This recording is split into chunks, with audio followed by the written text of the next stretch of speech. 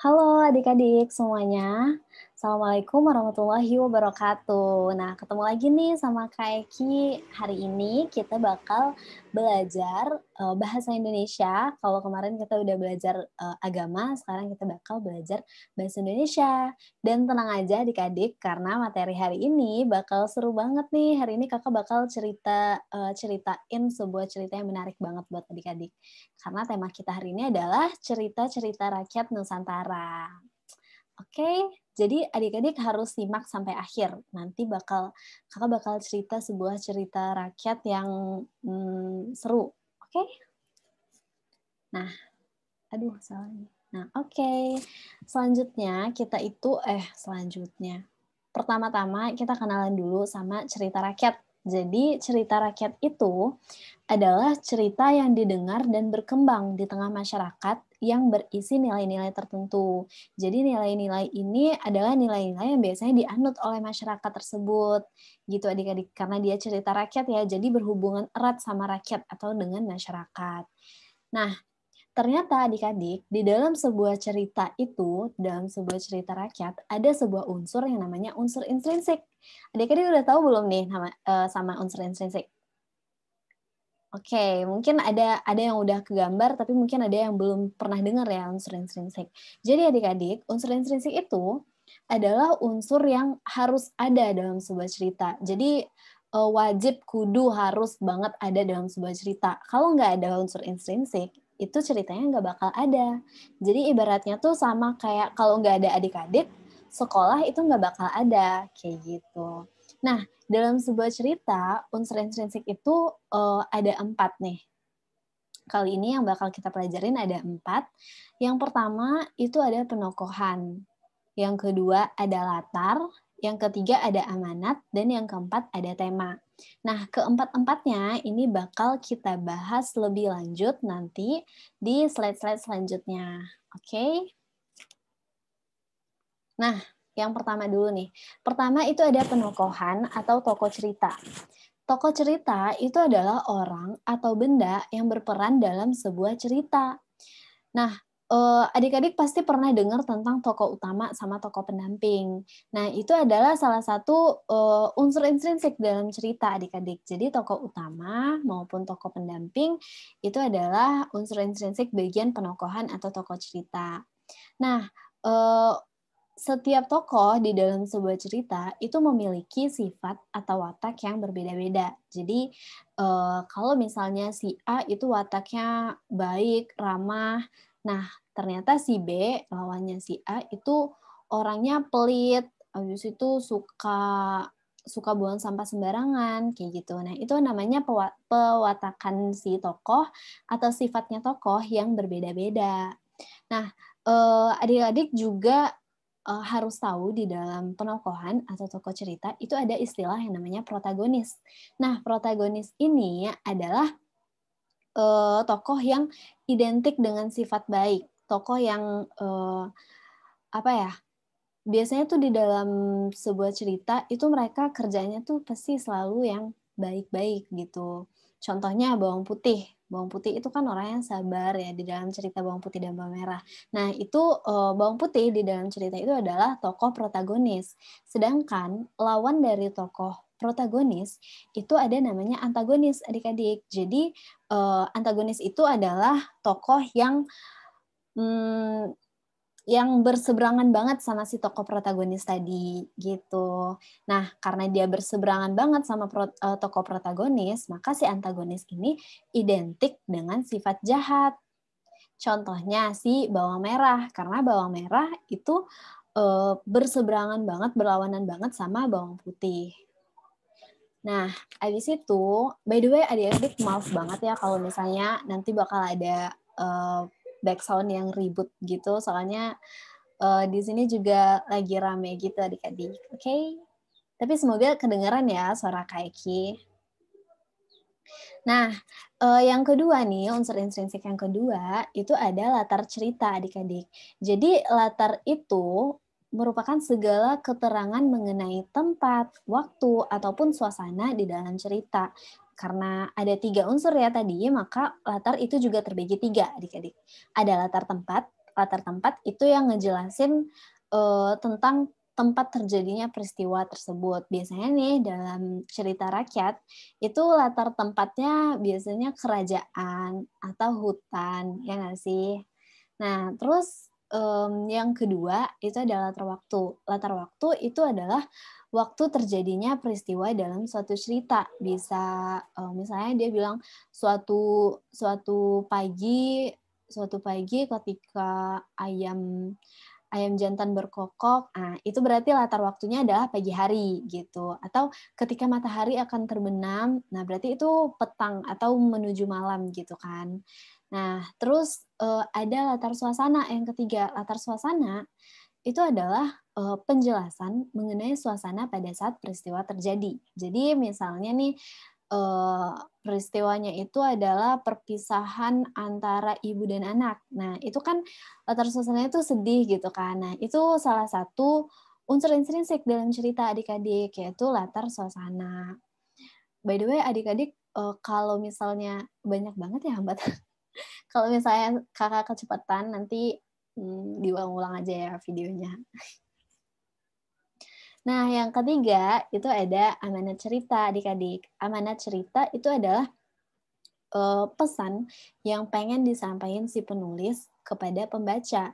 Jadi, biasanya pesan-pesan itu berupa nasihat untuk berbuat, kebaikan atau mungkin, menjauhi sifat-sifat yang buruk, kayak gitu. Nah, biasanya tuh kayak, misalnya amanat dalam cerita bawang bawang putih itu ketabahan, atau mungkin ada cerita lain yang tentang kejujuran. Nah, itu adalah salah satu amanat amanat cerita. Jadi kita kita harus jujur nih, nggak boleh berbohong sama orang tua, sama guru, sama teman-teman. Nah, itu contoh amanat cerita.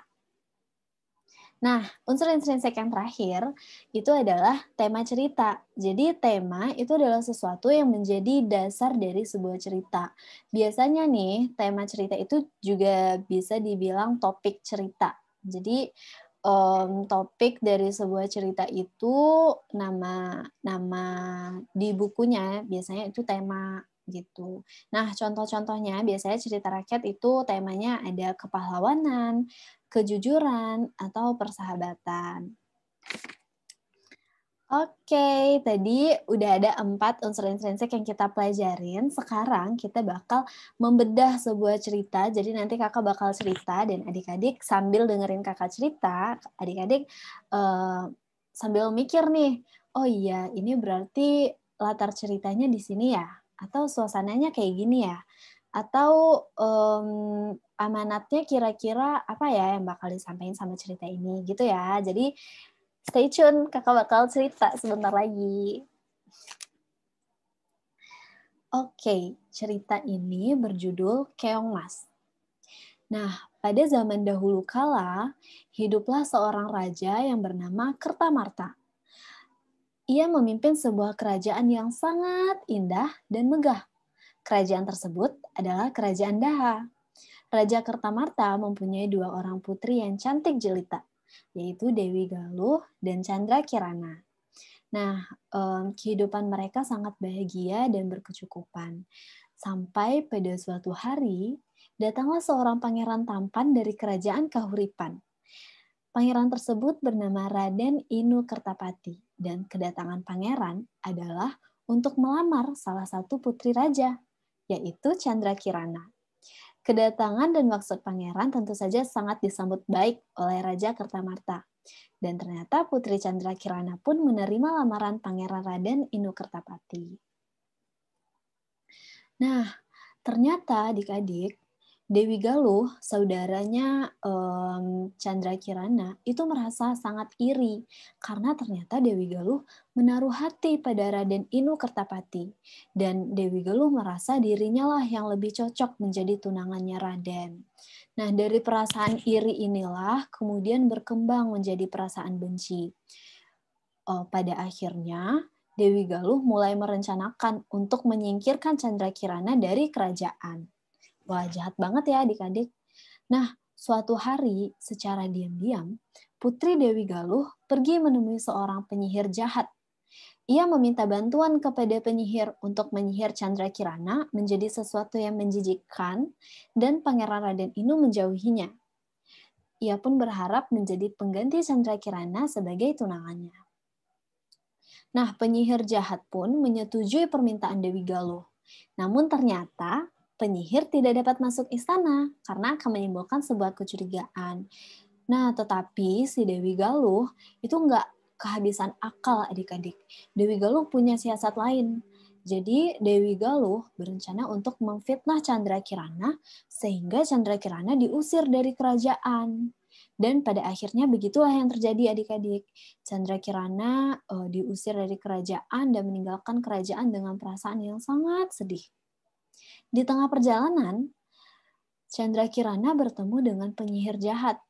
Dan penyihir itu menyihir Candrakirana menjadi keong mas adik-adik.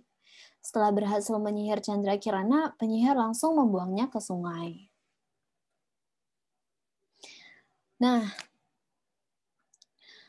kata si penyihir, Candrakirana akan bisa kembali menjadi putri yang cantik jelita hanya jika Candrakirana dapat bertemu dengan tunangannya, yaitu Pangeran Raden Inu.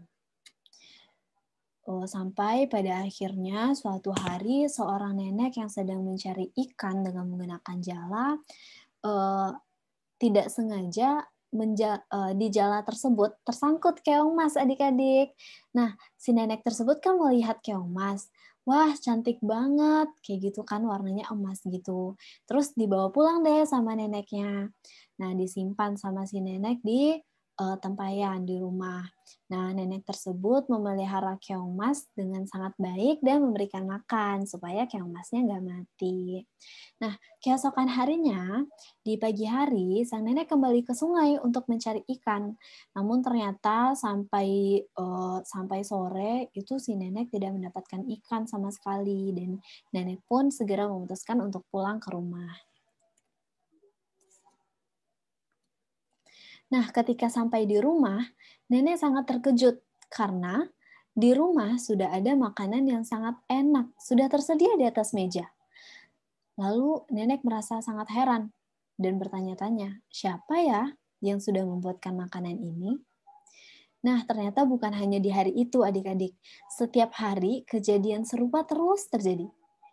Sehingga si nenek penasaran.